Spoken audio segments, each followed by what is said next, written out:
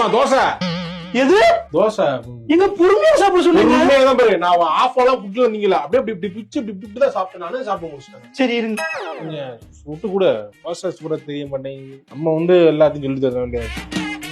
போடுமா கரெக்டா வந்துட்டேன் பாத்தீங்களா? டைமிங் கரெக்டா சாப்பிடுங்க.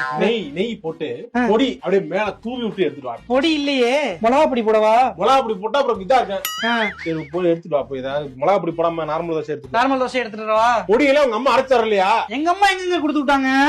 நல்லா இருக்கு உங்க வீட்டுல தான் பொடி அரைச்சு கொண்டு வருவேன். கல்யாணம் நான் புதுசுல எல்லாம் கவனிச்சு எல்லாம் நெய் எல்லாம் கொடுத்து இப்ப எதுவுமே இல்ல, எல்லாம் கடையில வாங்க வேண்டியது. என்னங்க இப்படி வரதட்சணை குடும்பம் பண்றீங்க?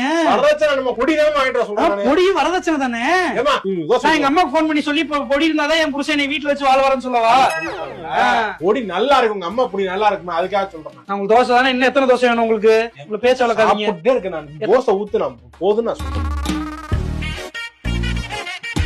அதோட பிஞ்சு தோசையா இருக்குது, வெந்து வேகமா. சரி கொடுங்க.